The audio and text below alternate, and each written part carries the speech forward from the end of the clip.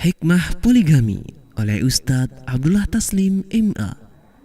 Jumat 18 Zulhijjah 1436 Hijriah atau 2 Oktober 2015. Tempat Masjid Syekh Jamil Rahman As-Salafi Yogyakarta.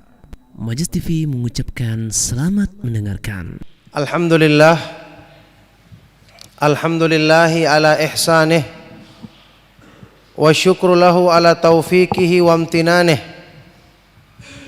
Wa asyhadu an la ilaha illallah wahdahu la syarika lah ta'ziman li syanih. Wa asyhadu anna Muhammadan abduhu wa rasuluhu ad-da'i ila ridwanih sallallahu alaihi wa ala alihi wa ashabihi wa ikhwanih, amma ba'du. Alhamdulillah, ma'asyiral ikhwa wal akhwat fid din, azakumullah. Alhamdulillah, kita bersyukur kepada Allah Subhanahu wa taala atas semua limpahan nikmat dan karunia-Nya, atas semua kebaikan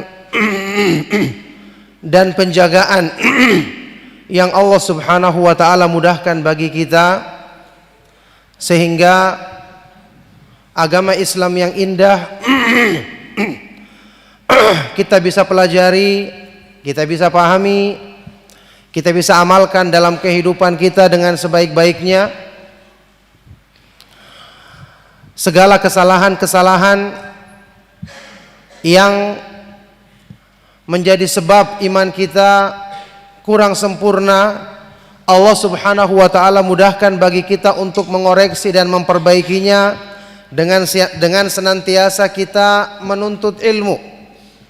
Dan memang tujuan kita selalu belajar, tujuan kita selalu saling menasihati dalam kebaikan dan ketaatan, tujuan kita selalu mempelajari petunjuk Allah dan petunjuk Rasulnya Sallallahu Alaihi Wasallam adalah untuk menyempurnakan hidayah dalam diri kita guna meraih takwa kepada Allah Subhanahu Wa Taala.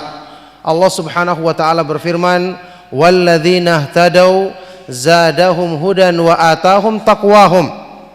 Dan orang-orang yang selalu mengikuti petunjukku, selalu mengikuti petunjuk Allah, maka Allah akan menambahkan pada diri mereka petunjuknya. Kemudian Allah Subhanahu wa taala akan menganugerahkan kepada mereka ketakwaannya. Alhamdulillah, kita berkumpul kembali di Ma'had atau pondok pesantren yang mulia ini, salah satu dari pondok pesantren yang kita katakan ya, wala nuzaki 'alallahi ahadan, pondok pesantren yang terbaik di Indonesia ya, pesantren sunnah yang terbaik di Indonesia.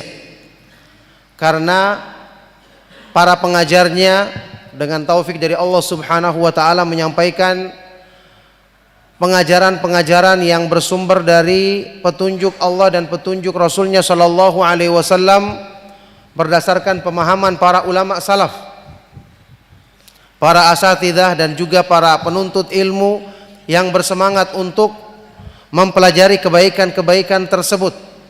Makanya menyampaikan pengajian di tempat yang seperti ini cukup membuat deg-degan, apalagi dengan muqaddimah yang disampaikan oleh Al-Ustadzul Fadil yang sangat mengerikan, yang sangat menakutkan. Tadi saya sempat berharap yang menyampaikan muqaddimah itu ada dua setelah Ustadz Abdul Khaliq, Ustadz Arifin Ridin, supaya bisa setelah ada tarhib ada targhib setelah itu ya, Masya Allah. Jadi supaya seimbang dari muqaddimah, dari pembukaan awalnya, karena kalau kita sudah ada ancaman dan kabar gembira, kita juga akan menyampaikannya dengan lancar insya Allah. Barakallahu fikum. Alhamdulillah, ala kulli hal, saya juga memohon maaf kepada para ustadz ya, al-fudhala yang hadir. Saya mengetahui bahwasanya pembahasan ini tidak ada yang baru ataupun pembahasan agama yang saya sampaikan di beberapa tempat dalam kunjungan dakwah kali ini. Alhamdulillah, tidak ada yang baru, tidak ada juga yang lebih dibandingkan apa yang telah antum dengarkan dari para ustadz al-kiram di Yogyakarta dan sekitarnya. Ada Ustadz Abdul Khaliq, ada Ustadz Arifin Ridin, ada Ustadz Afifi, ada Ustadz Abu Mus'ab, ada Ustadz Ustadz Zaid, kemudian ada Ustadz yang lain ya, Ustadz Abu Sa'ad dan Ustadz yang lain hafizahumullah taala. Tidak ada yang ana sampaikan lebih daripada apa yang mereka sampaikan. Karunia kembali kepada Allah Subhanahu wa taala, kemudian kembali kepada usaha mereka dalam menyebarkan dakwah sunnah di kota ini maupun di sekitarnya. Kita yang datang tinggal alhamdulillah menikmati hasilnya. Orang-orang datang berkumpul kemudian mendengarkan kajian. Setelah itu ada yang menyisakan kebaikan ya, kemudian untuk bisa dijadikan sebagai sebab bertambahnya kebaikan kita semua. Kemudian ada juga yang pergi mungkin menyisakan banyak masalah, seperti masalah provokasi yang tadi beliau sebutkan. Yang jelas kalaupun ini terjadi, jangan disalahkan saya, tapi salahkanlah panitia yang memilih tema tersebut ya. Alhamdulillah. Jadi kita saling melemparkan kesalahan. Ala kulli hal, di tempat ini saya juga pernah membahas masalah yang sama. Dan tulisan saya tentang masalah poligami, bukti keadilan hukum Allah juga saya merasa belum pernah saya tambah-tambah ya, kecuali saya berpikir untuk menambahnya dulu ketika percetakan Rumah Ilmu di Jakarta mencetaknya. Itu pun qadarullah terjadi dicetak karena tidak dimurojaah ke ana, sehingga untuk ditambahkan mungkin atau dibawakan fatwa-fatwa yang lebih lengkap lagi, akhirnya dicetak sesuai dengan tulisan yang sudah lama, tulisan yang lalu. Padahal seandainya qadarullah masyafa'al diberikan dulu kepada anak, mungkin saya bisa tambahkan sekedar untuk melengkapi keterangan yang sudah ada. Tapi ya itulah yang terjadi, buku tersebut sudah tersebar, tidak ada yang baru. Alhamdulillah. Makanya saat ini saya tidak merasa ada sesuatu yang baru untuk disampaikan. Paling-paling hanya sekedar menampung masukan atau usulan yang berhubungan dengan tema ini. Misalnya ketika ada yang mengatakan kenapa tema seperti ini dibahas padahal masih banyak sisi-sisi sunnah lain yang demikian indah yang bisa dibahas dan dibicarakan. Maka jawabannya sederhana saja. Kita semua ingin membahas perkara Islam dengan lengkap. Agama Islam tidak membicarakan satu masalah dan meninggalkan masalah yang lain. Ini adalah bukti kesempurnaan Islam dan kelengkapan Islam. Cuman pembahasannya tersebut tentu harus dibahas dengan benar, sesuai dengan metode pemahaman Islam yang benar, tidak menguntungkan satu pihak dan merugikan pihak yang lain. Ya, jadi semuanya sama-sama mendengarkan dengan semangat karena ingin mengetahui hukum yang benar dalam masalah ini. Siapa tahu ya, dengan taufik dari Allah Subhanahu wa taala, dengan kita memahami benar satu masalah dalam Islam, kemudian kita tunduk kepada hukum Allah Subhanahu wa taala dalam masalah tersebut, kemudian kita mengamalkan yang benar tanpa sikap berlebih-lebihan dan tanpa sikap kurang, bisa jadi dari sebab permasalahan ini Allah Subhanahu wa taala menurunkan keridhaannya kepada kita, menjadikannya sebagai sebab untuk memperbaiki diri kita, menyempurnakan iman kita dan menganugerahkan ketakwaan kepadanya dalam hati kita. Tentu ini yang kita harapkan. Jadi sebagaimana permasalahan-permasalahan atau hukum-hukum agama yang lain yang terkadang mungkin orang belum melaksanakannya atau banyak orang yang belum mengerjakannya, kita bahas, kita bicarakan supaya tidak ada yang salah faham, tidak ada yang berlebih-lebihan dan kurang dalam memberikan porsinya pembahasan masalah tersebut. Misalnya saat ini kalau kita membahas mengenai masalah umroh, padahal mungkin banyak orang yang belum diberikan kemampuan oleh Allah Subhanahu wa taala untuk melaksanakan umroh atau masalah haji atau masalah-masalah yang lainnya, tentu tidak ada yang menyalahkan. Apalagi tujuannya adalah untuk meluruskan pemahaman yang benar. Khususnya lagi dalam pembahasan seperti materi ini ya, itu berhubungan dengan keinginan hawa nafsu manusia yang pro dan kontra.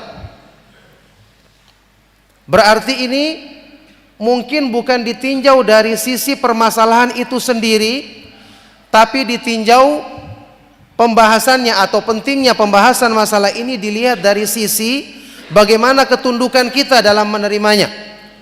Baik orang yang berlebih-lebihan mungkin menyikapinya untuk diluruskan, dalam hal ini dia harus menundukkan hawa nafsunya, atau orang yang kurang dalam menyikapi masalah ini, anti atau fobi dalam menyikapinya, untuk juga diajak agar meluruskan pemahamannya, sehingga jadilah seperti penjelasan dari para ulama, khairul umuri awsatuha, sebaik-baik perkara adalah yang di tengah-tengah, tidak berlebih-lebihan dan tidak kurang.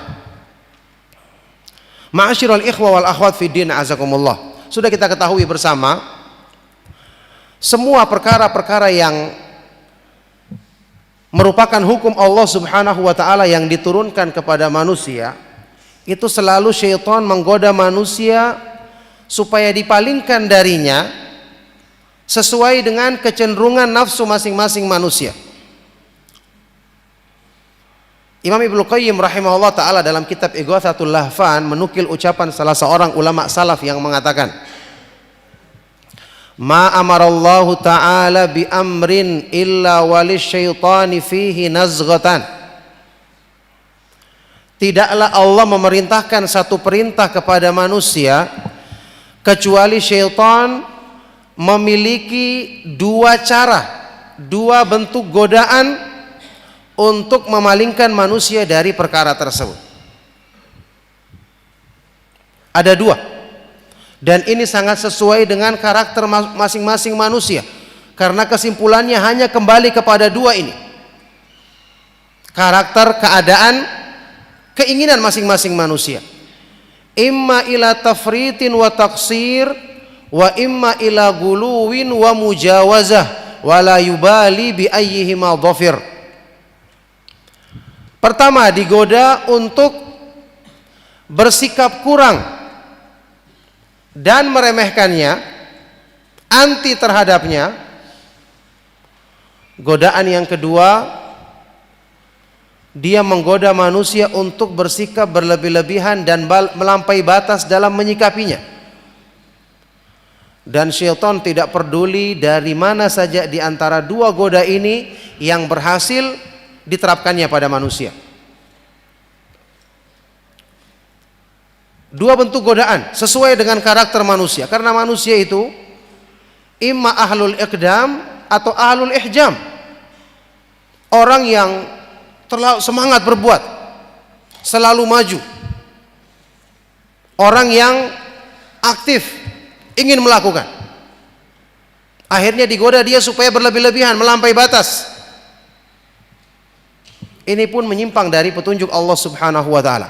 Orang yang kedua adalah orang yang cenderung pasif, orang yang malas, ya, orang yang anti dari perkara tersebut, dibuat oleh syaitan, digoda supaya menyikapinya dengan pandangan meremehkan, pandangan mendiskreditkan, ataupun dengan pandangan-pandangan yang tidak memberikan porsi yang benar pada masalah tersebut. Ini menimpa orang-orang yang cenderung pasif dalam berbuat.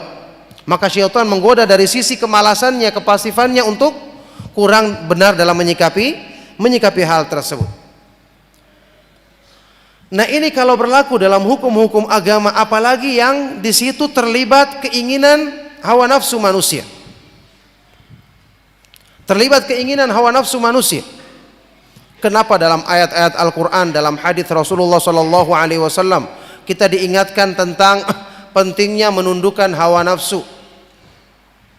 Kita mengamalkan agama bukan karena ada kepentingan kita di situ.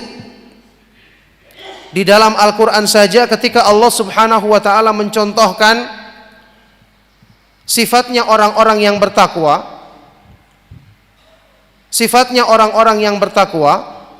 itu Allah Subhanahu wa taala contohkan beberapa di antaranya dengan sifat-sifat yang dituntut untuk dipraktekkan dalam kehidupan sehari-hari. Alladzina yunfikuna fis sarra'i wad-dharra, orang-orang yang bisa berinfak dalam keadaan lapang maupun sempit. Orang kalau punya kelapangan, ketika dia berinfak dengan sedikit hartanya wajar, karena dia lapangnya banyak, kelebihannya banyak. Wal kadhiminal ghaidh, orang-orang yang bisa menahan kemarahannya. Apa istimewanya orang yang menahan marah? Wal afina 'anin nas, mudah memaafkan manusia dalam urusan-urusan dunia, urusan masalah-masalah pribadi. Kenapa dicontohkan dengan 3 perkara ini? Padahal banyak contoh yang lain, masalah sholat malamnya mereka, doanya mereka, bacaan Al-Qur'annya mereka. Diterangkan oleh para ulama karena dalam 3 perkara ini terdapat unsur menundukkan hawa nafsu.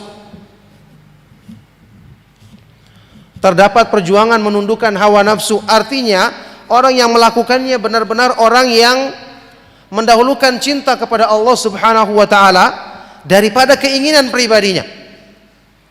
Ketika dia bisa berinfak dalam kondisi sempit maupun lapang, berarti infaknya bukan karena memang saya lagi tidak butuh maka dia keluarkan.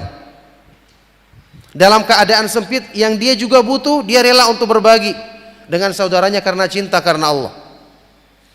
Memaafkan manusia atau menahan kemarahan. Kenapa dipuji menahan kemarahan? Padahal setiap saat kita berjumpa dengan sebab-sebab yang membuat kita marah.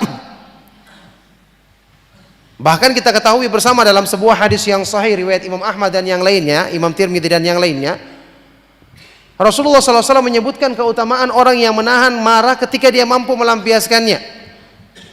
Rasulullah SAW bersabda, "Man kadhama ghaidhan wa huwa qadirun ala ayyunafidhahu da'ahu Allahu yaumal qiyamati ala ru'usil khalaiqi hatta yukhayyirahu minal huril 'aini ma syaa."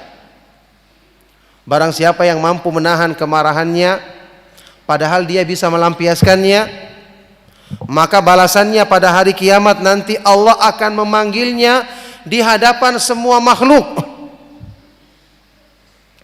Kemudian Allah mempersilahkan dia memilih bidadari yang paling disukainya, yang paling dicintainya. Subhanallah, menahan marah. Anda tidak dapat bidadari di dunia, nanti dapat bidadari di sana. Di hadapan semua makhluk lagi disuruh pilih. Hanya karena menahan marah. Apa istimewanya menahan marah? Padahal setiap hari kita melalui perkara-perkara yang membuat kita berjumpa dengannya. Karena menahan marah itu ada unsur menundukkan hawa nafsu. Keistimewaannya ada unsur menundukkan hawa nafsu. Wal afina 'anin nas, memaafkan manusia. Ini juga kelihatannya ringan. Setiap saat kita bermasalah, orang yang memaafkan adalah orang yang lebih mulia. Ma zadallahu 'abdan bi'afwin illa izzan. Hadis Rasulullah SAW yang terkenal riwayat Imam Muslim. Allah tidak menambah bagi seorang hamba dengan pemaafannya kecuali kemuliaan. Ada apa? Kenapa hanya memaafkan saja dapat kemuliaan? Ada unsur menundukkan hawa nafsu. Lo berarti dalam keseharian kita banyak sekali praktek-praktek yang di situ dituntut kita menundukkan hawa nafsu. Kita berbicara, bersikap, menerima sesuatu, menolak. Kita harus latih, pisahkan antara keinginan pribadi, kemauan hawa nafsu kita yang harus ditundukkan, dan kecintaan kepada Allah Subhanahu wa taala yang harus kita ikuti karena itu kita yakini kebaikannya meskipun tidak sesuai dengan keinginan hawa nafsu kita. Makanya menundukkan hawa nafsu merupakan syarat mutlak untuk meraih takwa. Sampai-sampai salah seorang ulama salaf, Imam Ibnu Qayyim rahimahullah ta'ala menukil ucapan salah seorang ulama salaf yang mengatakan, "Intaha safarut talibin ila dhafari bi ahwaihim." Akan berakhir perjalanannya orang-orang yang mencari keridhaan Allah ketika mereka telah berhasil menundukkan hawa nafsu mereka di jalan Allah Subhanahu wa ta'ala. Jadi ma'asyiral ikhwah wal akhwat fid din azakumullah, dalam menyikapi hukum-hukum Islam seperti ini akan ada 2 golongan yang tersesat. Satu yang bersikap berlebih-lebihan mendukungnya sampai memprovokasi semua meskipun tanpa persiapan. Kenapa ini disebutkan oleh Ustaz Abdul Khalik tadi di pembukaan hafizahullah taala? Karena dia sudah sering diprovokasi. Tapi alhamdulillah karena beliau sudah kebal hukum dalam masalah ini, beliau tidak termasuk orang yang terprovokasi. Ini adalah perkara yang tentu tidak dibenarkan. Tidak semua orang kita katakan Anda harus melakukan ini. Apalagi timbul kesan ustadz yang sudah melakukannya atau ikhwan yang sudah melakukannya berarti dia lebih mulia, lebih kuat.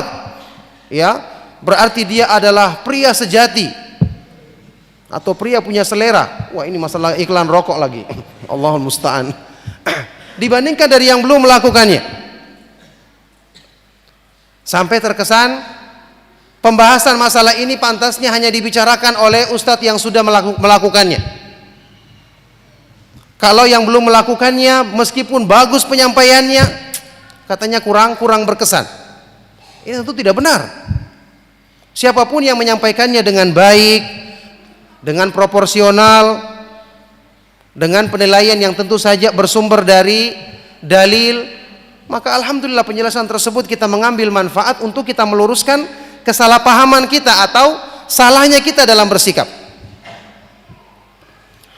Kemudian muncul pihak yang kedua yang menamakan dirinya sebagai pembela ummahat.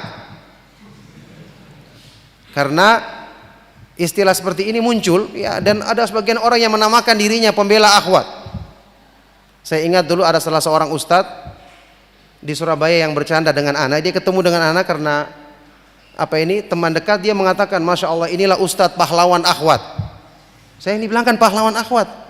Sementara sekarang muncul yang dikatakan sebagai pembela akhwat. Mereka-mereka yang kemudian membahas masalah ini dengan menyebutkan atau memperbandingkannya dengan sesuatu yang kita dapati kesannya dari anak sendiri yang mendengarkan atau kita yang mungkin pernah mendengarkan, seolah-olah mengesankan bahwa orang yang melakukan poligami itu berarti mendolimi akhwat. Ya, ini kalau kita dengar hal ini dari orang awam mungkin kita katakan wajar, dia tidak paham agama.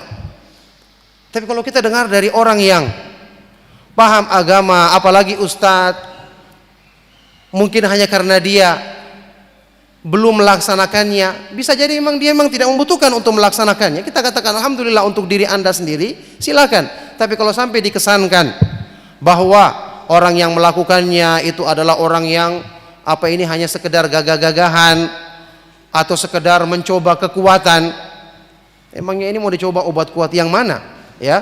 Atau mengesankan orang yang melakukan ini kurang pertimbangan, subhanallah, ini satu hal yang tidak pantas kita nisbatkan kepada keburukan tersebut. Ikhwan-ikhwan kita yang kita kenal mereka punya kebaikan paling tidak dalam melakukan ya secara umum dari pemahaman sunnah Rasulullah SAW yang disampaikan dalam kajian-kajian. Ada juga yang membuat ketentuan dengan perhitungan matematika. Itu juga antum sudah dengarkan. Kalau Anda menikah satu, penghasilannya 10 juta. Kalau menikah lagi berarti penghasilannya harus sudah 20 juta. Kalau 3 nanti tambah lagi harus 30 juta. Karena entah dari mana dalil yang diambil, yang jelas dibuat perhitungan seperti itu. Ini masalah pembagian warisan atau masalah apa? Sampai dibuat perhitungan seperti itu. Sementara kalau orang punya anak, tidak ada syaratnya. Anda pokoknya tambah anak sebanyak-banyaknya, penghasilannya seperti itu, ya sudah, qanaah saja. Ada sebagian yang membahas seperti itu. Ini masalah tanggung jawab. Betul, kita katakan para ulama juga mengingatkan ini masalah tanggung jawab. Bertambahnya tanggung jawab berarti bertambah kewajiban Anda. Atau kita katakan ini bisa berpotensi menimbulkan fitnah. Lah kalau begitu ada orang yang menambah mobil, kenapa kita tidak ingatkan? Bahaya, mobil itu adalah fitnah, harta itu adalah fitnah. Kenapa ketika ada orang yang beli mobil baru, beli rumah baru, kita katakan Masya Allah, Barakallahu Fik. Seolah-olah dengan beli rumah baru, beli mobil baru berarti dia bertambah kebaikannya. Tapi kalau orang yang melakukan poligami dikatakan, hati-hati ini fitnah. Banyak contoh-contoh yang gagal. Banyak akan menimbulkan pro dan kontra. Tuh, kalau begitu bagaimana masalah kendaraan yang ditambah oleh orang tersebut? Mobil baru yang baru dibelinya. Bukankah juga Rasulullah SAW menyebutkan dalam hadis yang sahih, Inna likulli ummatin fitnah wa fitnatu ummati al-mal. Sesungguhnya masing-masing umat itu ada fitnahnya, maka fitnah bagi umatku adalah harta. Nah, oleh karena itu tentu saja yang kita inginkan, ya, paling tidak masyarakat atau ikhwan dan akhwat yang telah mengenal sunnah, itu bisa menyikapi hal ini dengan baik. Mendengarkan kajian tentang poligami kan tidak mesti harus dia itu setelah itu mesti mengamalkannya. Sampai saat ini mungkin kita bayangkan bagaimana santri-santri Jamilur Rahman di hadapan mereka dibahas tentang masalah poligami. Kalau yang di belakang-belakang bapak-bapak mungkin punya senyum-senyum yang mengandung beribu macam arti. Kalau mereka senyumnya apa artinya? Start saja belum mulai, apalagi mau finish. Kan seperti itu keadaannya. Tapi kita katakan pembahasan masalah ini karena berhubungan dengan agama, apalagi pro dan kontra di kalangan kita, di kalangan ikhwan kita banyak, berarti paling tidak perlu diluruskan. Perlu kita membaca pembahasan yang ilmiah yang diterangkan oleh para ulama, bagaimana hukum asalnya masalah ini, bagaimana seharusnya orang yang ingin melaksanakannya, apa persiapannya.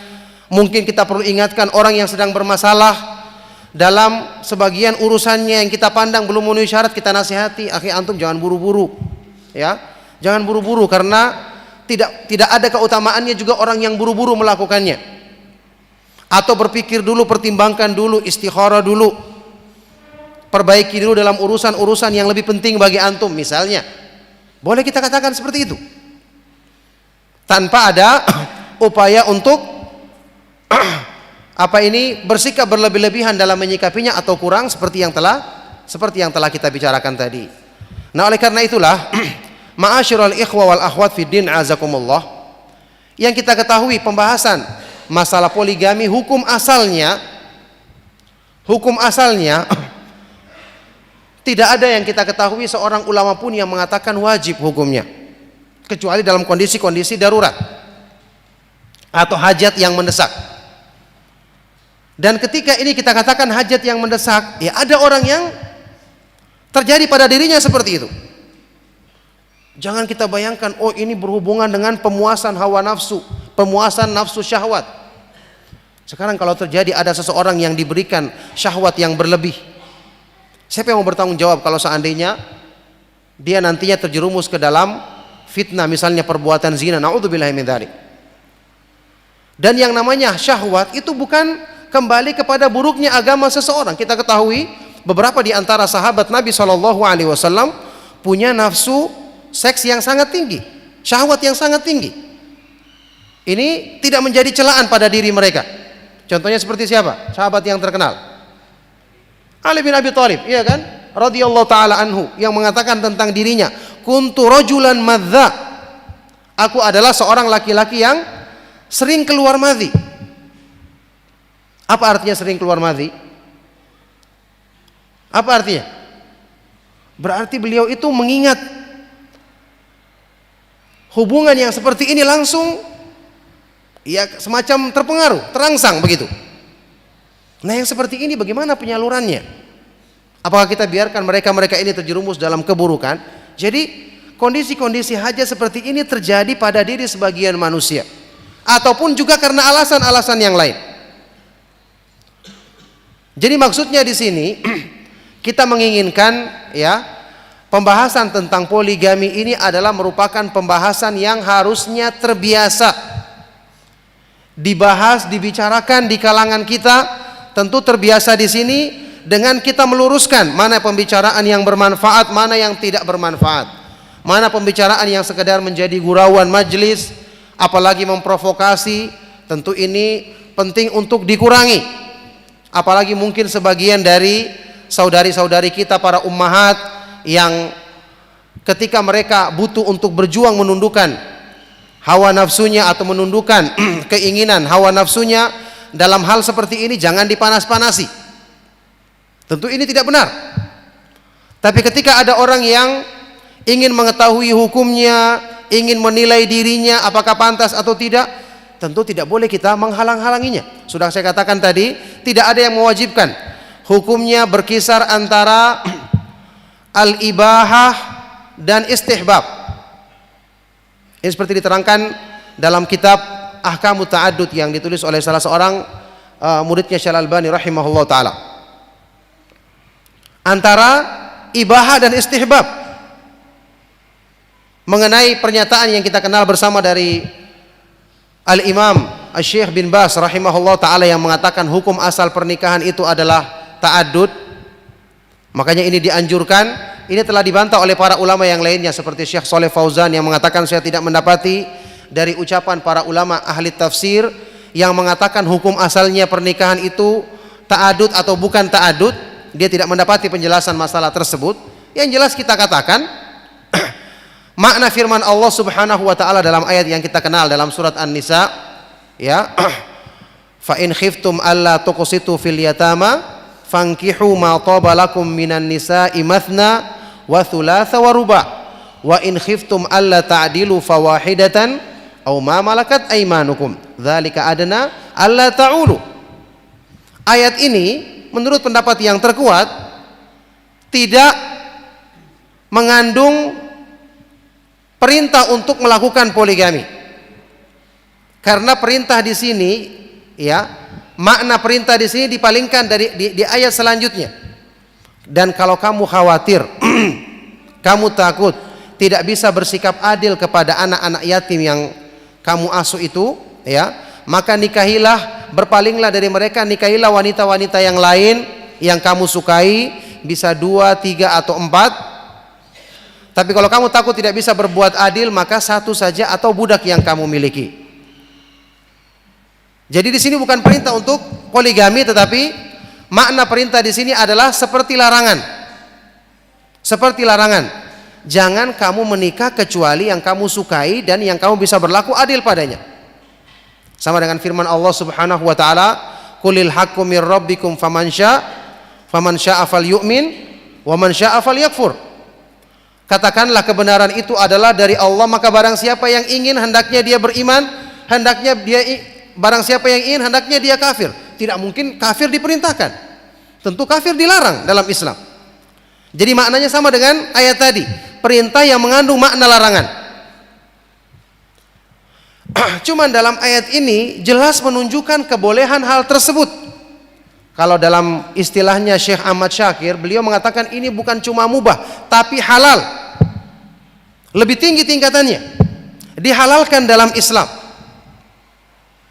Makanya orang-orang yang mengingkari kehalalannya atau menjadikannya, meragukannya, bisa terkena ancaman-ancaman orang yang ini menghalalkan apa yang Allah haramkan atau sebaliknya.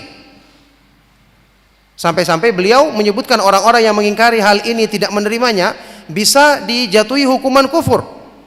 Termasuk dalam makna firman Allah Subhanahu wa taala, "Dzalika bi annahum karihu ma anzalallahu fa ahbata a'malahum."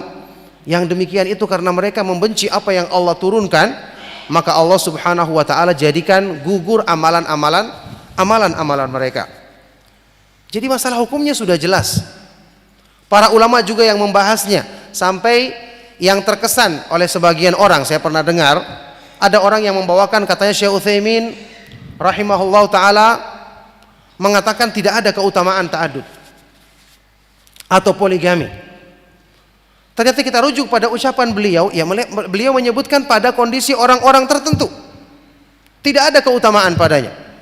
Adapun di fatwa beliau di Liqa' Babil Maftu, beliau jelas menyebutkan bagi orang yang mampu, punya kemampuan pada fisiknya, ya punya kemampuan pada hukum bersikap adil, maka ini lebih dianjurkan karena beliau berdalil dengan ucapan Ibnu Abbas radhiyallahu taala anhuma yang kita kenal bersama dalam sanad dalam sebuah athar yang sahih, tazawwaju fa inna khaira hadhil ummati aktsaruha nisaan.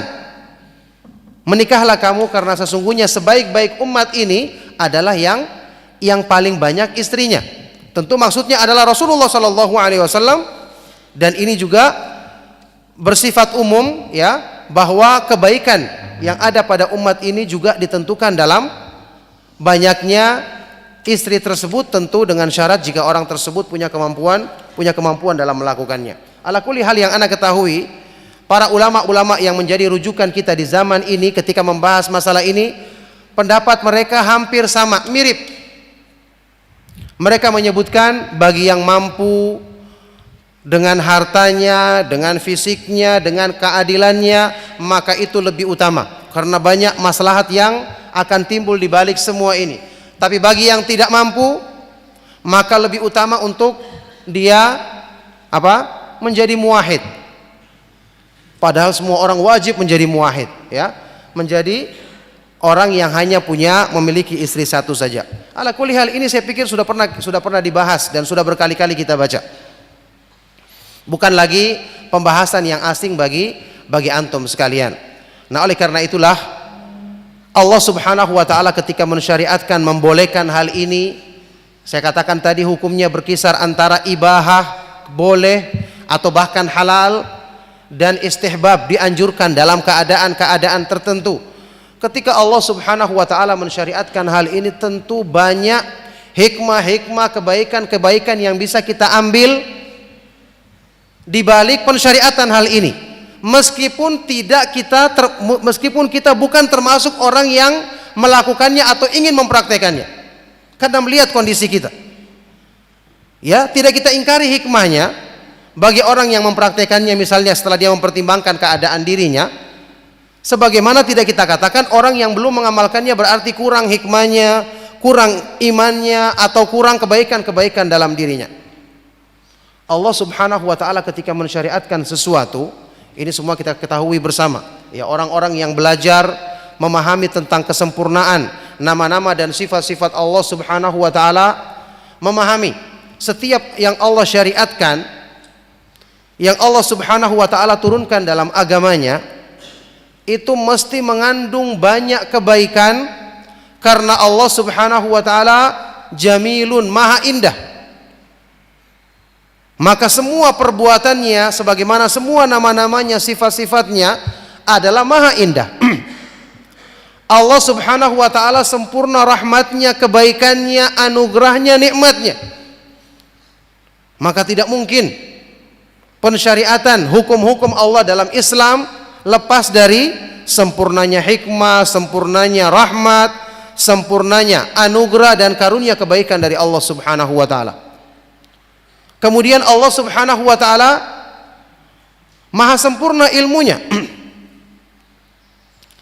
Tidak mungkin hukum-hukum yang disyariatkannya luput dari kesempurnaan ilmunya, pengetahuannya tentang hal-hal yang mendatangkan kemaslahatan bagi manusia. Makanya termasuk konsekuensi iman adalah ridho billahi rabban.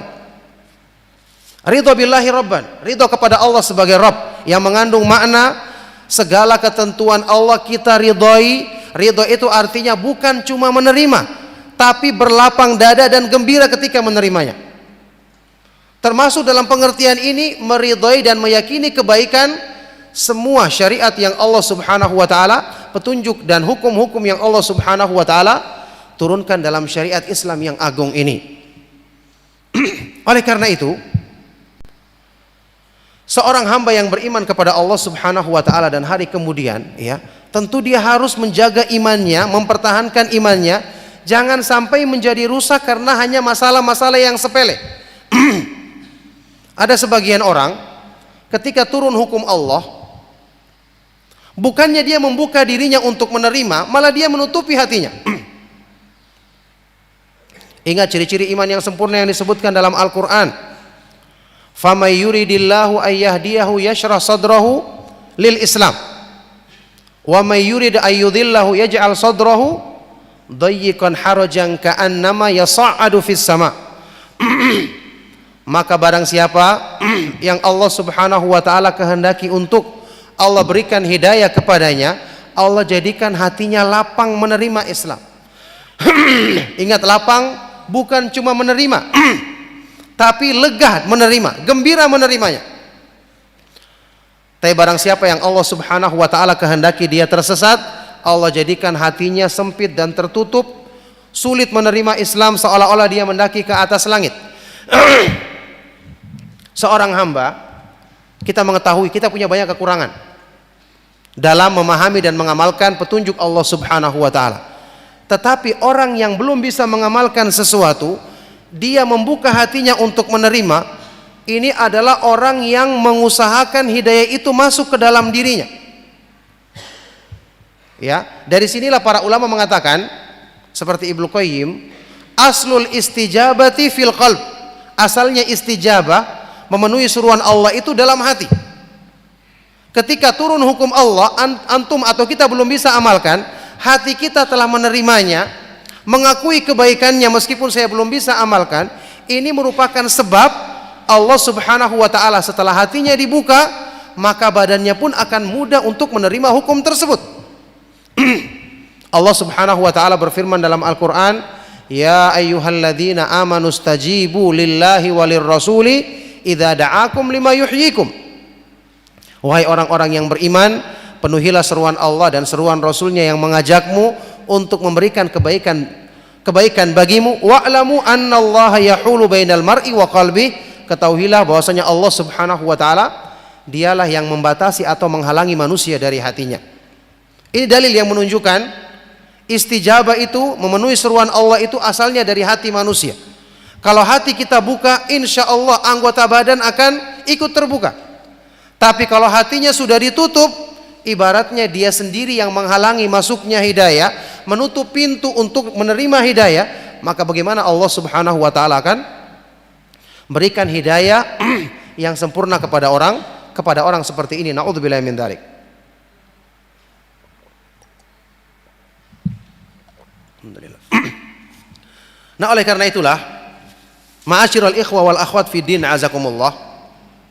Sekali lagi, yang ingin kita tekankan dalam pembahasan ini adalah hendaknya kita menyikapinya sama dengan pembahasan masalah-masalah lainnya. Harusnya tidak perlu lagi ada pro dan kontra yang berlebihan. Bagi orang yang melakukannya, kita doakan dia kepada Allah Subhanahu wa ta'ala. Bagi orang yang belum melakukannya, ya kita katakan, kita bersangka baik, mungkin dia adalah orang yang punya pertimbangan tentang dirinya, takut terjerumus dalam ancaman untuk tidak bersikap adil, ataupun pertimbangan-pertimbangan yang lain. Demikian pula para akhwat dan ummahat, ya, jangan bersikap berlebih-lebihan dalam masalah ini. Seperti yang kita dengar, sebagian orang ada yang bertanya, Ustadz, bolehkah saya berdoa kepada Allah Subhanahu wa ta'ala agar suami saya tidak ta'adud? Sekarang masalah Anda berdoa sama dengan pembahasan yang disebutkan oleh para ulama. Apakah boleh seseorang akhwat ketika menikah dia mensyaratkan suaminya untuk tidak poligami? Apa hukumnya? Hukumnya apa? Hukumnya boleh. Dinyatakan oleh Syekhul Islam Ibnu Taimiyah boleh dan seterusnya. Karena ini merupakan haknya laki-laki tersebut. Berarti dia mengatakan iya. Maksudnya dia terima syarat tersebut, berarti dia mengatakan iya, saya bersedia untuk tidak memenuhi hak saya dalam masalah ini, tidak melakukan hak saya dalam masalah ini.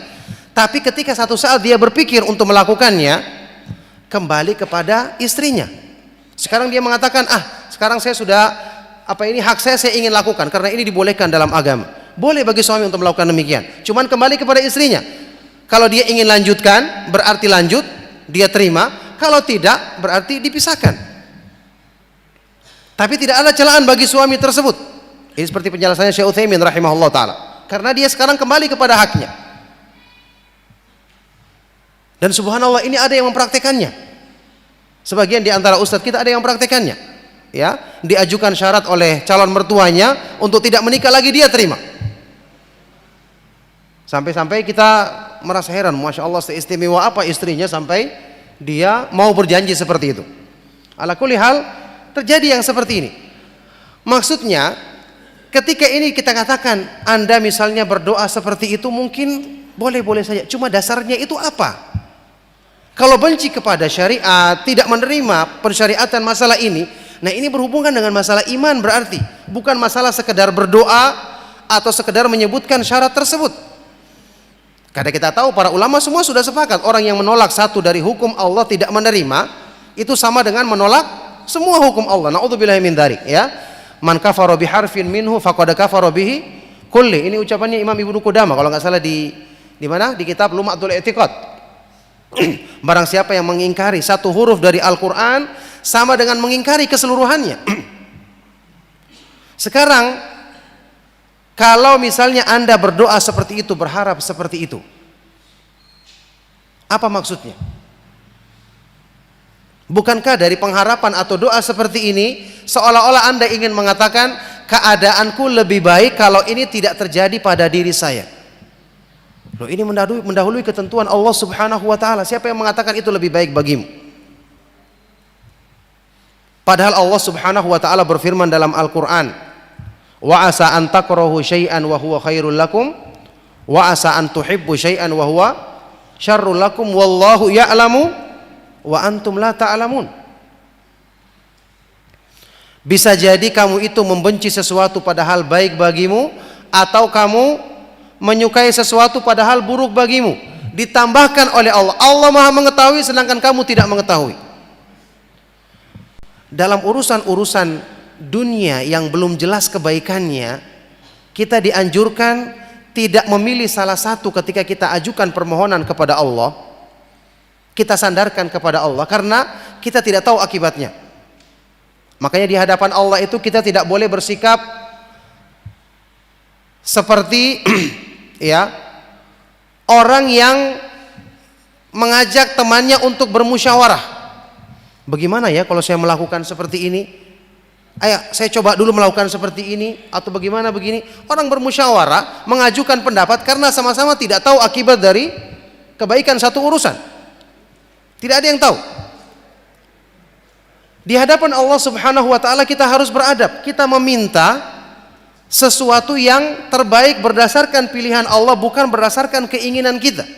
Karena keinginan kita banyak dipengaruhi oleh hawa nafsu yang ammaratun bisu, selalu mengajak kepada keburukan. Apalagi kita tidak tahu akibat dari segala sesuatu.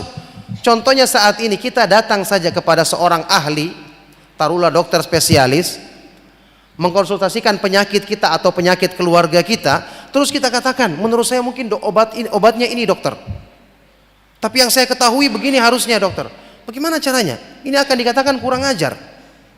Padahal dokter pun tidak sempurna ilmunya, dia hanya menganalisa atau mendiagnosa, belum tentu juga mendatangkan kebaikan. Ini di hadapan seorang ahli, apalagi di hadapan Zat yang Maha mengetahui kebaikan kita. Jadi permohonan seperti ini, ya saya katakan karena ini terjadi. Ada seorang yang bertanya dan seorang ustadz yang ditanya langsung menjawab itu boleh. Karena itu jadi kebaikan bagi dirinya. Loh, siapa yang mengatakan itu kebaikan bagi dirinya? Bisa jadi ini menjadi sebab keburukan bagi dirinya. Terus kemudian kalau terjadi itu pada dirinya, nah sudah, dia langsung akan protes kepada Allah. Ya Allah, kenapa ini dijadikan terjadi pada diriku? Padahal saya sudah berdoa kepadamu supaya tidak terjadi pada diriku. Akhirnya dia akan sangka buruk kepada Allah, protes dengan ketentuan Allah. Tentu ini yang tidak kita inginkan. Ingat, dalam urusan-urusan dunia saja pentingnya kita berdoa dengan adab yang benar, kita serahkan kepada pilihan Allah, supaya kalau terjadi salah satu di antara dua pilihan tersebut, resikonya Allah Subhanahu wa taala akan tolong kita untuk menghadapinya. Tapi kalau yang terjadi sesuai dengan pilihan kita, kalau terjadi resikonya keburukannya Allah Subhanahu wa taala berlepas diri dan tidak menolong kita. Itu seperti keterangan Imam Ibnu Qayyim rahimahullah taala dalam kitab Al-Fawaid. Makanya menyikapi masalah ini benar-benar merupakan ujian keimanan bagi mereka-mereka yang masih mempermasalahkannya. Cobalah kita membacanya dengan pikiran yang tenang.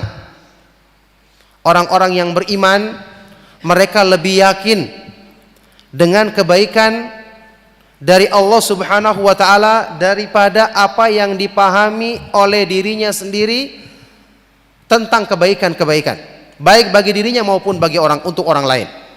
Makanya coba dia membaca hal ini dengan baik, merenungkannya, membaca dalil-dalilnya, kemudian berdoa kepada Allah Subhanahu wa taala agar dibukakan hatinya untuk bisa menerimanya, tidak bersikap berlebih-lebihan dan kurang dalam memahami dan mengamalkannya, atau dalam memahami dan menyikapinya.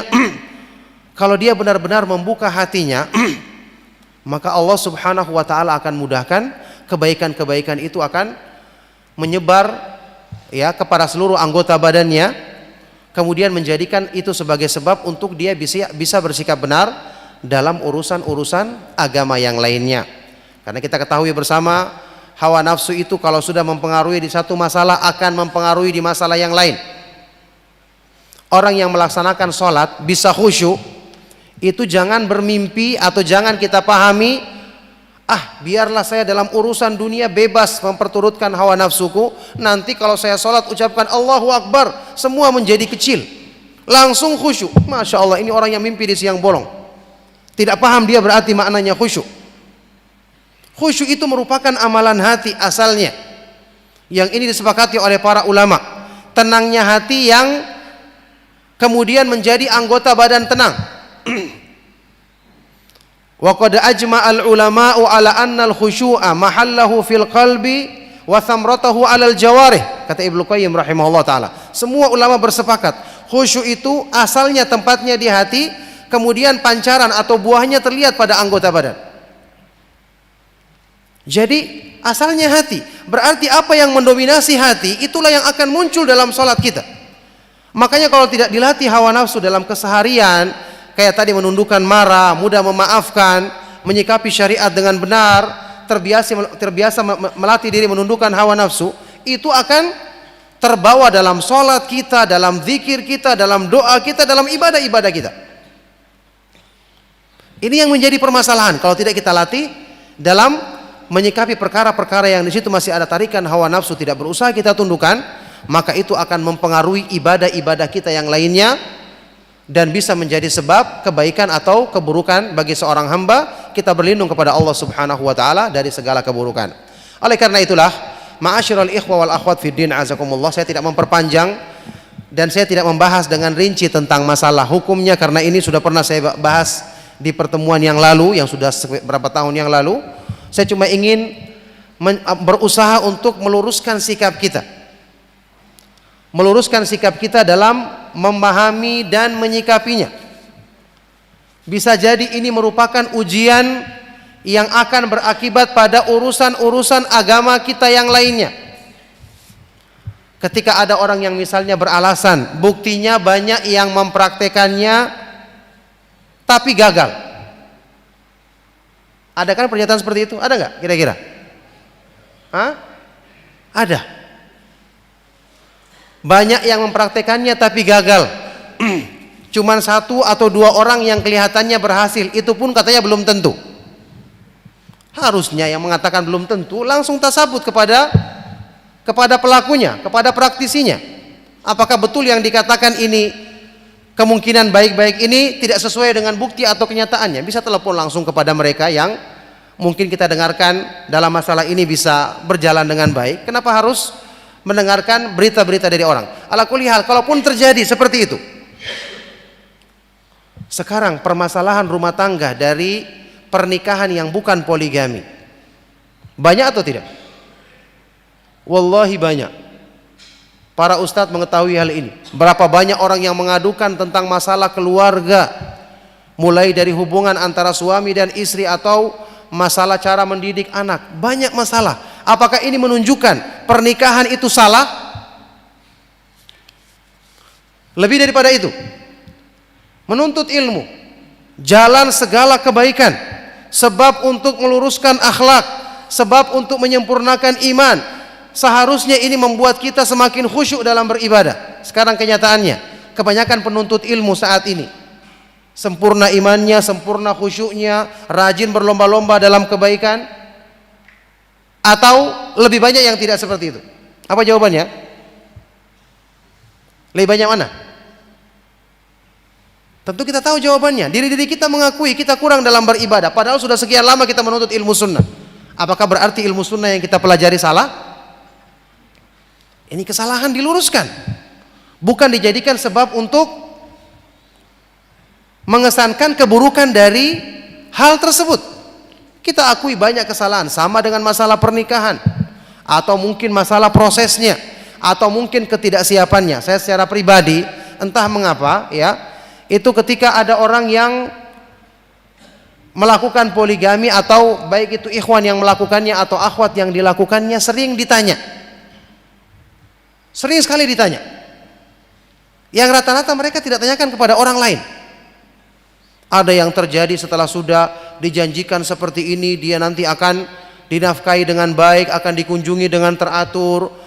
Ini sang ikhwan ini ketika masih taraf ya, proses, dia janji akan terang-terangan ngomong ke istrinya. Setelah itu ternyata dia tidak berani ngomong ke istrinya, sementara sudah terlanjur terjadi pernikahan. Akhirnya dengan sebab itu dia tidak menunaikan hak-hak dari istrinya yang kedua dengan baik. Kita katakan ini contoh yang salah.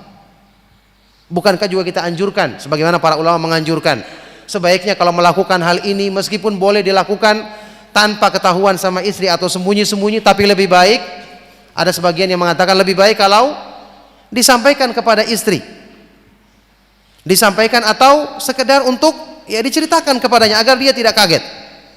Sebagian dari para ulama mengatakan ini termasuk al-mu'asyarah bil ma'ruf yang disebutkan dalam Al-Quran, wa ashiruhunna bil ma'ruf, pergaulilah istri-istrimu dengan pergaulan yang baik. Ini pun juga dianjurkan. Dan saya saat ini ketika ada orang yang konsultasi ya, ikhwan maupun akhwat, saya anjurkan sebaiknya antum sampaikan kepada istri yang pertama, apapun resikonya. Apapun resikonya sampaikan. Artinya antum melihat reaksinya, supaya nanti antum punya perkiraan, oh kira-kira inilah medan yang saya akan hadapi nanti. Lebih bagus, karena kita punya persiapan. Jangan seperti yang sering terjadi ya, dan ini saya dapati lebih dari mungkin 4 atau 5 kasus. Ada sebagian ikhwan yang mungkin prinsipnya, coba saja dulu, setelah itu nanti resiko dihadapi. Masya Allah, memang ini bisa terkesan benar, bisa juga terkesan salah. Tapi yang terjadi begitu kenyataannya. Setelah sudah terjadi, akhirnya si akhwat tidak bisa berbuat apa-apa.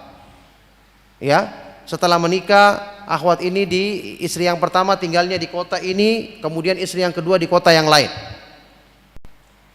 Yang di kota yang lain ini sulit untuk dikunjungi karena istri yang pertama belum tahu dan takut kalau sering mengunjunginya ketahuan. Akhirnya haknya tidak ditunaikan. Masih mending kalau nafkah dikirimkan. Sementara istri yang kedua ini takut juga untuk berbuat, dia sudah terlanjur menjadi istri, takut juga nanti durhaka kalau disampaikan kepada suaminya, suaminya juga marah. Nah yang seperti ini contoh yang salah. Dan qadarullah, mereka yang bertanya itu semua setelah terjadi baru konsultasi. Wallahi demi Allah, seandainya mereka bertanya sebelum terjadi, saya akan sebutkan ya, seperti ada juga satu orang yang bertanya sebelum dia menikah yang kedua, ada seorang akhwat yang konsultasi, saya katakan lebih baik anti berusaha untuk minta izin kepada ikhwan ini, minta nomor telepon istrinya yang pertama, supaya sekedar tahu kira-kira bagaimana reaksinya. Itu yang saya akan anjurkan. Kalaupun tidak bisa bicara langsung, ya mungkin lewat orang lain, supaya tahu bagaimana reaksinya, supaya anti mengetahui inilah nanti medan yang akan anti hadapi. Ada anjuran seperti ini yang kita anjurkan. Ya, jadi kesalahan-kesalahan yang terjadi harus diperbaiki. Makanya kita belajar, kita bertanya, kita mempersiapkan diri, dan yang paling penting tadi, seperti kata beliau, kita benar-benar menyikapi masalah ini dengan benar. Itu akan menjadikan kita lebih mudah menghindari keburukan-keburukannya. Bahkan kalau kita merasa diri kita belum bisa menghadapi risiko masalah tersebut, ya kita tidak terburu-buru untuk melakukannya. Tidak terburu-buru untuk melakukannya, karena bagaimanapun tujuan disyariatkannya pernikahan adalah untuk litaskunu ilaiha, supaya kamu merasa tentram, damai. Tentu jangan sampai dengan sebab ini akan menjadikan semuanya kacau, kemudian menjadikan semuanya timbul fitnah.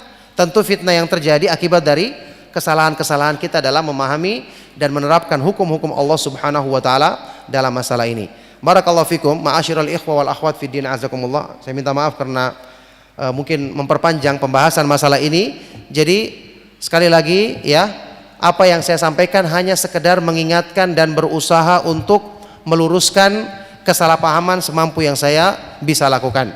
Allah Subhanahu wa taala yang Maha Kuasa memberikan taufiknya kepada kita untuk kebaikan segala urusan kita. Maka inilah yang bisa saya sampaikan.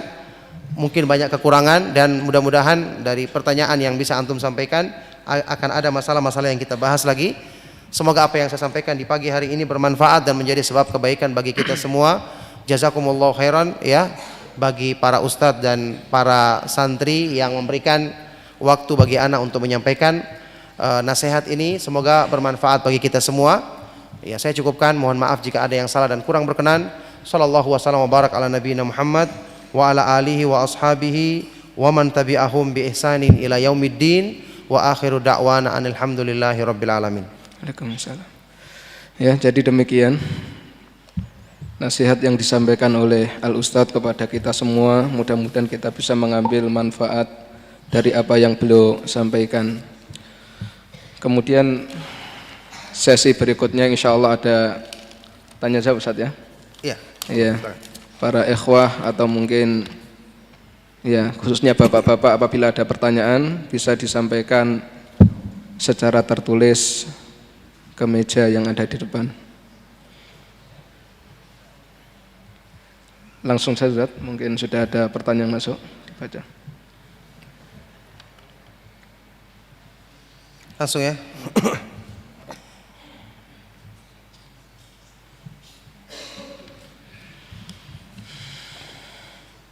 Ada pertanyaan yang dipersiapkan kayaknya.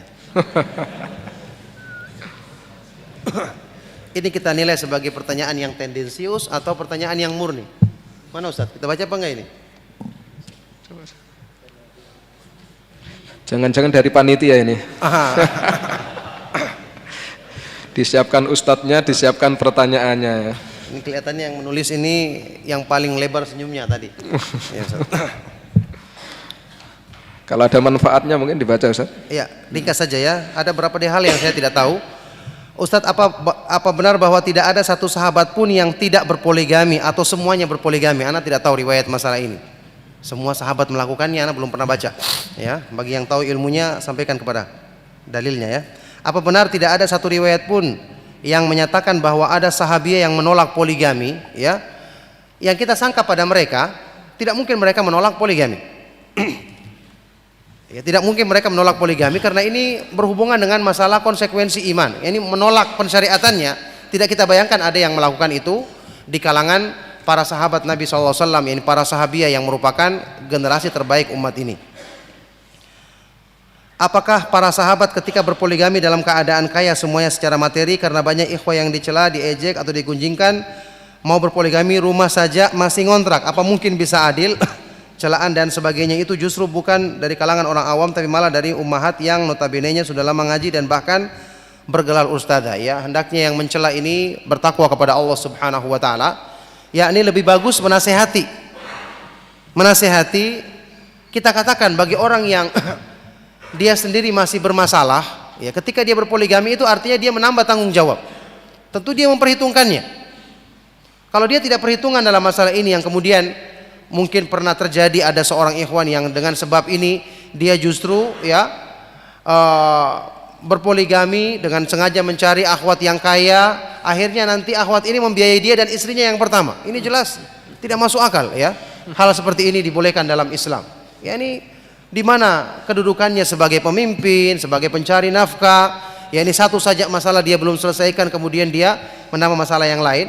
Tapi alhamdulillah tidak kita katakan semua ikhwan yang berpoligami seperti ini keadaannya. Kemudian masalah kaya, masalah materi itu tentu dikembalikan kepada keadaan dan kemampuan masing-masing. Bisa jadi ada orang itu ngontrak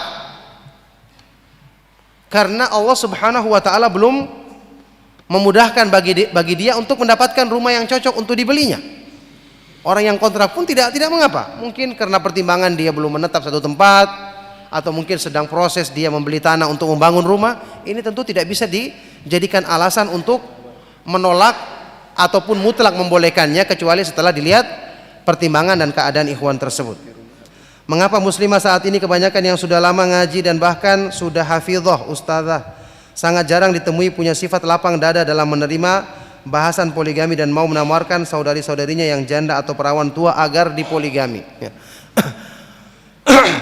Anda ketika mengatakan kebanyakan, ya, muslimah itu kebanyakan begini, wah ini dolim juga. Anda memang sudah melakukan survei, kemudian mengatakan survei membuktikan begini. Tidak bisa, antum harus benar-benar membuktikan. Jangan cuma karena dengar tetangganya 3 orang, 4 orang, 5 orang langsung disimpulkan kebanyakan seperti ini. Bisa jadi ada yang diam-diam, ternyata betul-betul pendiam. Ya, ada yang diam-diam, ternyata dia melakukan yang baik atau dia mungkin berdoa kepada Allah. Tidak semua orang kita katakan juga setiap orang yang menerima harus mengumumkan saya sudah menerima poligami. Persaksikanlah imanku karena saya sudah menerimanya. Tidak seperti itu. Ya. Apa nasihat Ustaz kepada istri sepulang dari kajian ini bila para suami ini malah bersemangat dan siap untuk berpoligami?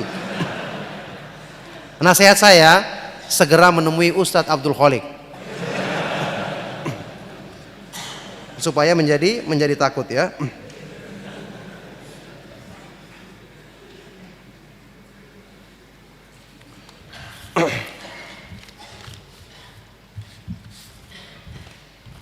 Ya. Yang bertanya ini namanya Abu Mahabbah, ya. Anjuran kepada beliau mending dikirim lewat pos aja ini karena surat, ya.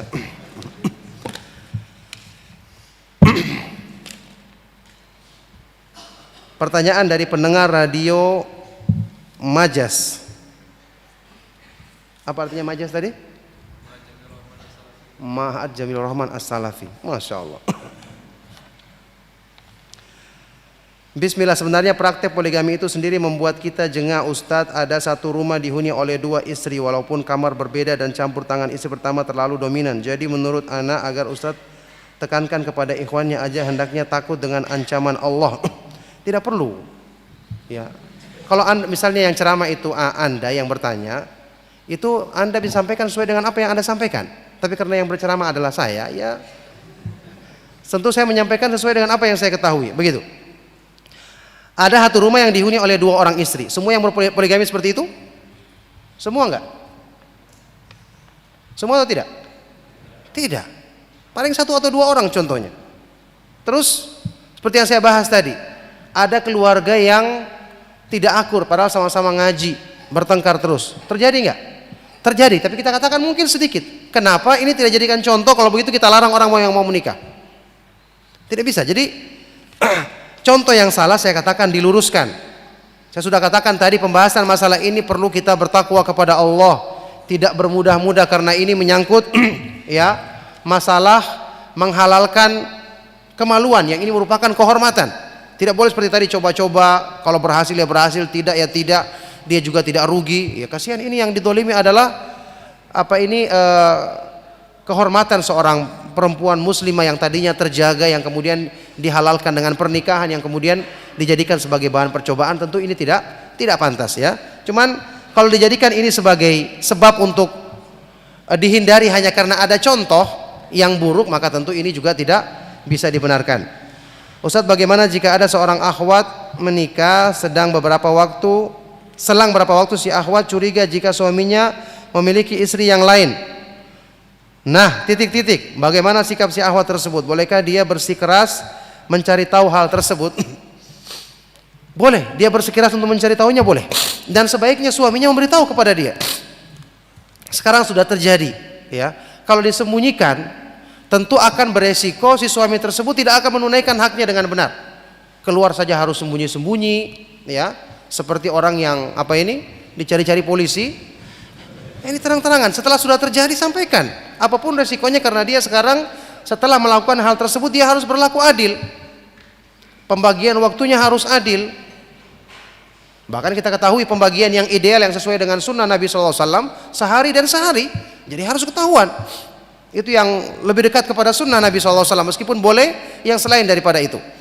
Yani kalau dengan sembunyi-sembunyi itu akan banyak pelanggaran terhadap hak-hak yang terjadi. Ya, bahkan ada yang saya pernah dengar contoh, saking takutnya ketahuan dengan istrinya, apa yang dia lakukan? Ikhwan ini ketika ingin bertemu dengan istrinya, dia membawa istrinya yang sudah di daerah lain itu dibawa ke hotel.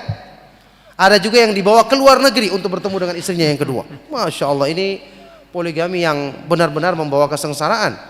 Karena untuk bertemu saja harus ke luar negeri dulu, ke negeri kafir lagi. Apakah juga alasan ke negeri kafir ini diperbolehkan hanya karena urusan ini? Ini tentu sesuatu hal yang tidak dibenarkan dalam masalah ini. Bagaimana silaturahim dalam bermuamalah dari para istri? Ya ala kulli hal, kalau terjadi yang namanya rumah tangga poligami, tentu kita tidak bisa memaksakan istri kita, kamu harus akur dengan yang pertama, artinya jalan sama-sama, harus bisa masak sama-sama, harus boncengan motor sama-sama terus. Ini tidak boleh kita paksakan seperti ini. Ini bukan kewajiban dia. Kalau dia belum bisa nerima awal-awalnya, bersabar. Kalau mereka pun berjauhan, mungkin kalau berdekatan lebih banyak masalah, kita katakan lebih baik kalian berjauhan, yang penting tidak bermasalah, ya. Tapi kalau seandainya bisa didekatkan seperti itu, maka juga tidak ada masalah. Dan alhamdulillah orang yang sudah menjalankannya, ketika dia mendapati hal ini tidak mendatangkan keburukan, apalagi sudah terbiasa, ya kita dapati juga banyak contoh-contoh yang menunjukkan bahwa mereka bisa melakukan hal seperti ini, yakni kedekatan satu sama lain tanpa menimbulkan masalah. Bagaimana? Bentar, Ustaz. Ya. Mohon maaf sebentar, mungkin disampaikan kepada akhwat dan ummahat, barangkali ingin menyampaikan pertanyaannya bisa disampaikan melalui SMS dengan nomor 085 232 152 993. Kami ulang, ya, barangkali akhwat atau para ummahat yang mengikuti kajian ini dan ingin mengajukan pertanyaan ke Al-Ustadz bisa disampaikan melalui nomor 085 232 152 993. Fadhil Ustaz. Ya, hanya boleh SMS ya, jangan telepon, nanti dimarahin nanti. Takut. Bagaimana hukum ikhwan yang merasa bahwa kalau ta'adud tidak akan baik dengan keadaannya, apakah termasuk mendahului ilmu Allah? Tidak. Kalau orang yang mengatakan seperti ini ikhwan kita, mungkin dia sudah mempertimbangkan keadaan dirinya. Dia mempertimbangkan keadaan dirinya, dia mengatakan mungkin tidak cocok untuk saya, tidak mengapa. Ikhwan kita kalau mengatakan sesuatu, kita bersangka baik bahwa itu dia lakukan setelah mempertimbangkan, bukan berarti dia mendahului kehendak Allah Subhanahu wa taala. Nah,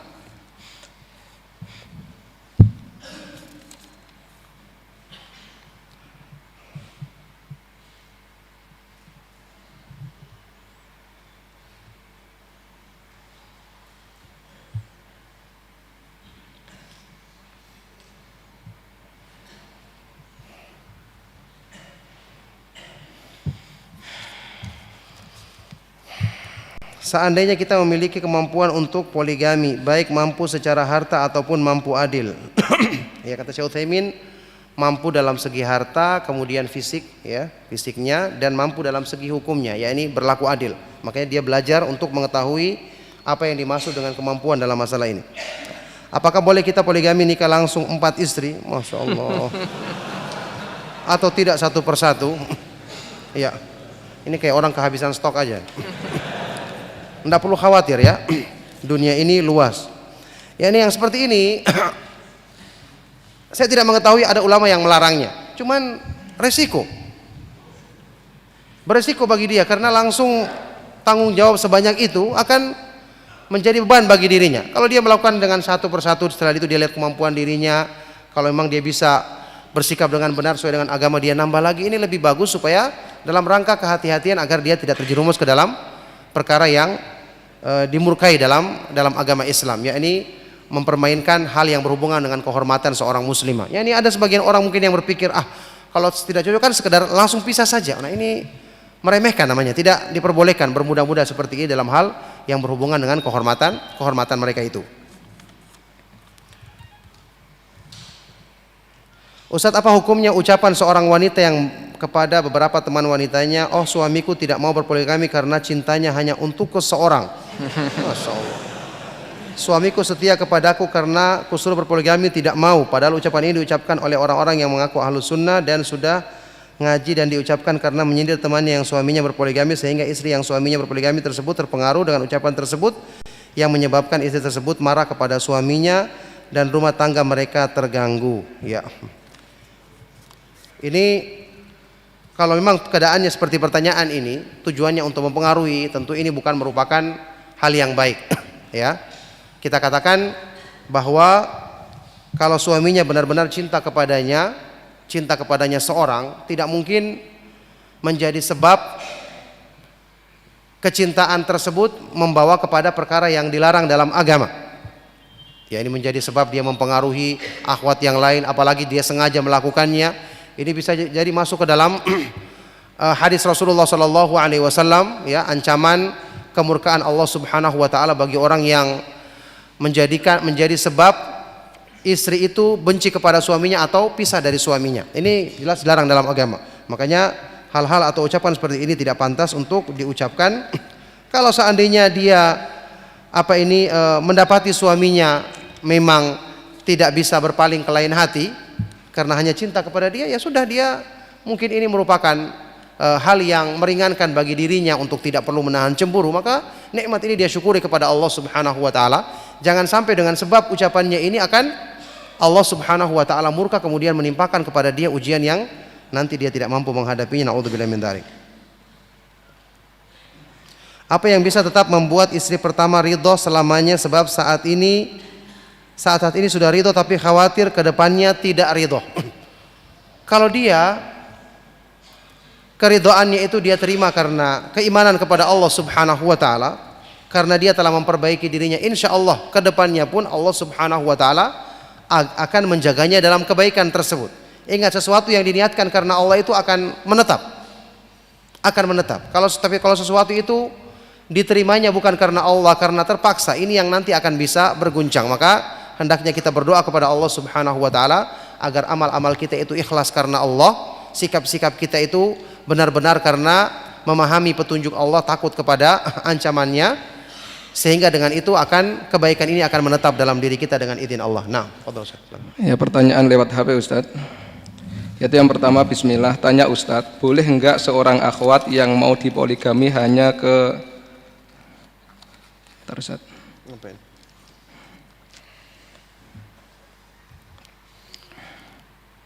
Itu saya ulang. Tanya Ustadz, boleh enggak seorang akhwat yang mau dipoligami hanya ke Ustadz Abdullah Taslim, Ustadz Firanda, dan Ustadz Kibar yang lain dengan harapan agamanya makin terjaga? Ini kayaknya bapak-bapak yang tanya, cemburu ini. Ya. Yang diincar cuma ustadz saja ini, akhwatnya ini. Iya, mungkin pertimbangannya karena ustadznya gemuk-gemuk. Berarti banyak berkahnya, padahal tidak seperti itu. Allahul musta'an, ya. La tuhajjir wasi'an, janganlah mempersempit sesuatu yang luas. Ya. Kalau pasarannya luas, kenapa dipersempit pasarannya? Itu kan jawabannya seperti itu. Jadi alhamdulillah, ya, tidak ada insya Allah seorang ustadz pun itu yang merasa dia lebih baik dibandingkan yang lain. Dan tidak mesti ikhwan-ikhwan kita yang tidak nampak di pengajian-pengajian besar atau di Rojak TV, Insan TV itu ikhwan-ikhwan yang kebaikan mereka berkurang. Saya berkali-kali mendapati beberapa ikhwan kita yang berdakwah di jalan Allah Subhanahu wa taala, ya, wafaqahumullah, yang mereka bisa melakukan dakwah di tempat-tempat yang ustadz-ustadz mungkin tidak bisa menjangkaunya, di pedalaman-pedalaman yang kemudian membutuhkan perjuangan yang lebih, bahkan tidak dikenal. Ini tentu kebaikan yang tersembunyi. Bisa jadi banyak di antara mereka ini yang punya kebaikan-kebaikan yang tidak dimiliki oleh para ustadz tersebut, ya. Kemudian juga seperti juga yang berdakwah di Jogja dan sekitarnya, banyak ustadz-ustadz yang punya kebaikan, sementara ustadz yang datang seperti saya sekarang mengisi hanya menikmati hasilnya. Semuanya sudah jadi, semuanya sudah tinggal diundang datang, kami tinggal menyampaikan. Sementara yang berjuang pertama kali di sini, yang membuka dakwah, yang kemudian masuk ke pelosok-pelosok dan seterusnya, tentu mereka punya keutamaan yang lebih, mungkin tidak dikenal, yang itu Allah Subhanahu wa taala jadikan sebagai sebab untuk kebaikan bagi mereka.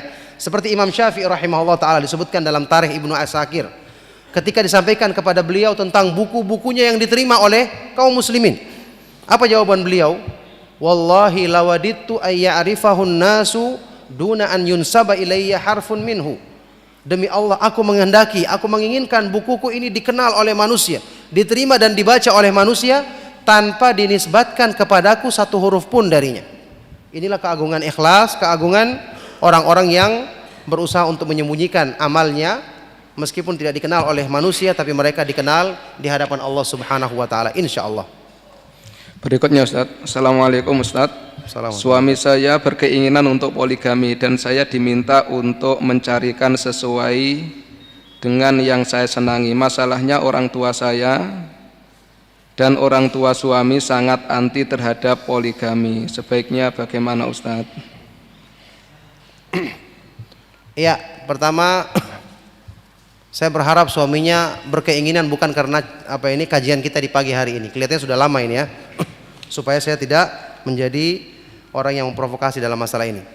Ya, itu yang pertama. Yang kedua, orang tua yang belum menyukai, kita katakan sebaiknya suami tersebut konsultasi dulu ke orang tuanya. Ya, ini ngomong ke orang tuanya, menyampaikan kepada orang tuanya, utamanya orang tuanya sendiri. Jangan sampai nanti menjadi sebab kemurkaan orang tuanya kepadanya. Mungkin kalau mertuanya itu bisa menyusul nanti, dan biasanya mertua itu dia akan melihat apa yang terjadi pada anaknya yang istri pertama. Kalau baik atau anaknya menerima, maka dengan sendiri dia juga akan terima insya Allah. Tapi orang tuanya sendiri yang perlu dia sampaikan kepadanya. Jadi kalau dia ingin, sebaiknya dia lakukan dengan pelan-pelan, tidak perlu terburu-buru. Lebih bagus dia mengkondisikan dengan baik supaya semua bisa berjalan baik dengan izin Allah Subhanahu wa taala. Nah, pertanyaan berikutnya, Ustadz, bagaimana kalau seorang ikhwan ingin bertaatut tapi mencari-cari akhwat atau kenalan lewat Facebook atau yang semisalnya? Nah, ini tentu bukan merupakan kebaikan yang dianjurkan karena fitnahnya besar ya, baik yang berpoligami maupun untuk menikah yang satu ya sama keadaannya. Perkenalan dengan cara seperti ini lebih banyak mendatangkan fitnah, kemudian menjadi sebab keburukan, makanya kita menjauhinya fitnah-fitnah keburukan yang ada seperti ini. Nah, ada pertanyaan di sini, kenapa nggak dibahas tentang hikmah poligami? Saya katakan dari awal tadi, saya sudah pernah membahasnya dengan lengkap di kajian yang lalu.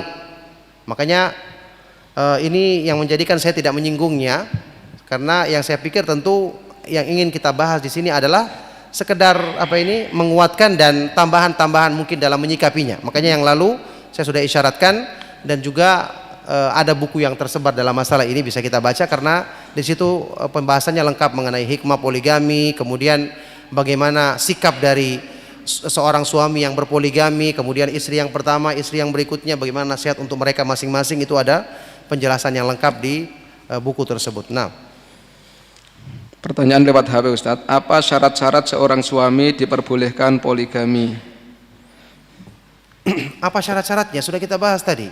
Syekh Utsaimin mengatakan dia mampu dalam memberikan kecukupan nafkah, memberikan kecukupan nafkah batin, nafkah lahir, nafkah batin. Ya, ini dia punya kekuatan, kemampuan dalam fisiknya. Kemudian dia punya hukum yang adil. Ya, dia mampu untuk menegakkan keadilan.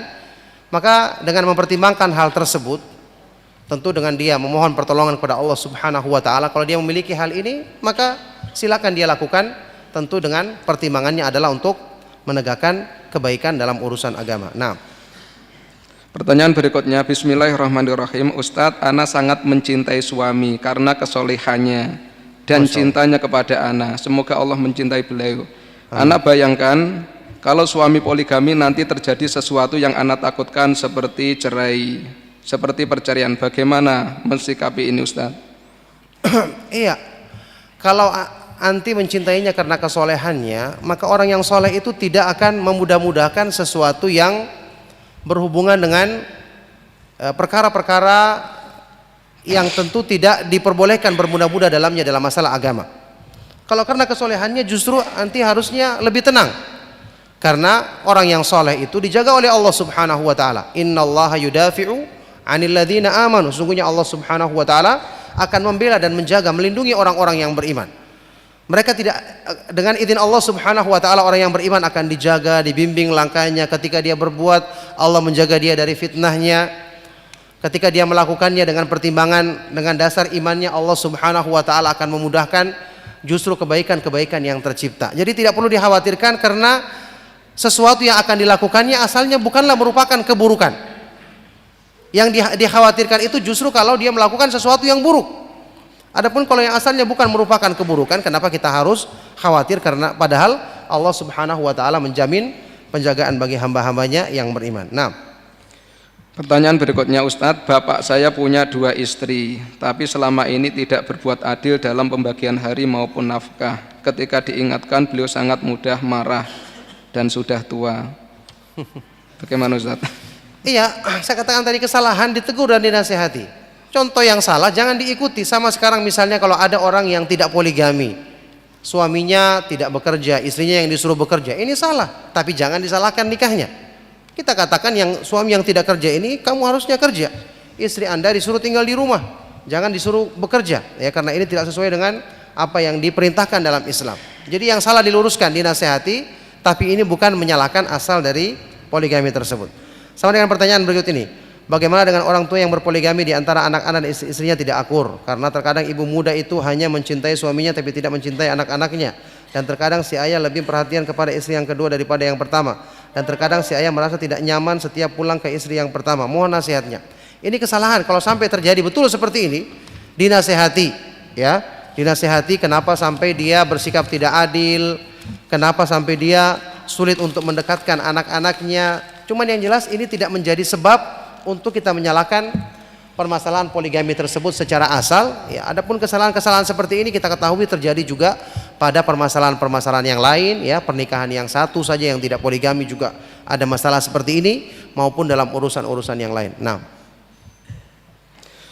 Pertanyaan berikutnya lewat HP. Afwan Ustadz, apa boleh seorang berpoligami dengan istri yang ditinggal wafat saudaranya? Dan bolehkah seseorang berpoligami dengan 2 orang langsung, yaitu kakak beradik? apa? Kan ada larangannya. Saya ulang Ustadz. Iya. Apa boleh seorang berpoligami dengan istri yang ditinggal wafat saudaranya? Ini yang pertama Ustaz. Yang kedua, dan bolehkah seseorang berpoligami dengan 2 orang langsung, yaitu kakak beradik? Kalau kakak beradik nggak boleh, ada larangannya kan? Larangan mengumpulkan ini 2 orang bersaudara, 2 orang perempuan yang bersaudara tidak boleh. Kalau tadi dia menikahi istri saudaranya.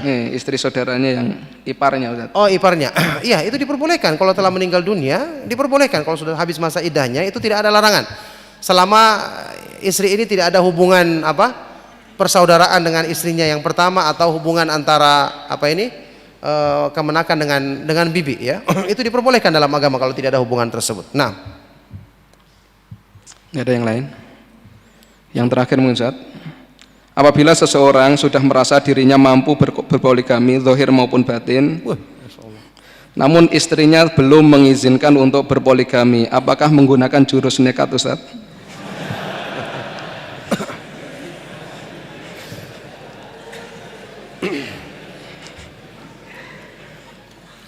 iya, dalam masalah ini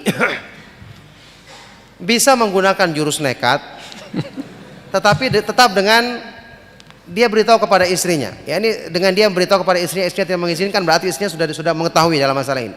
Kalau dia betul-betul telah mempertimbangkan dirinya, telah lebih bagus kalau dia konsultasi dengan seorang ustadz yang dia percaya untuk menyampaikan masalahnya. Insya Allah kalau dia sudah bermusyawarah, dia beristikharah kepada Allah dan dia mendapatkan tenang di situ, dia lakukan dengan izin Allah, dengan tetap berusaha untuk menyampaikan kepada istrinya agar bisa menerima masalah ini. Allah Subhanahu wa taala akan memudahkan orang-orang yang mengikuti, ya, petunjuk yang diterangkan dalam syariatnya dalam segala kebaikan-kebaikan yang berhubungan dengan kehidupan mereka, insya Allah. Nah, Sudah selesai.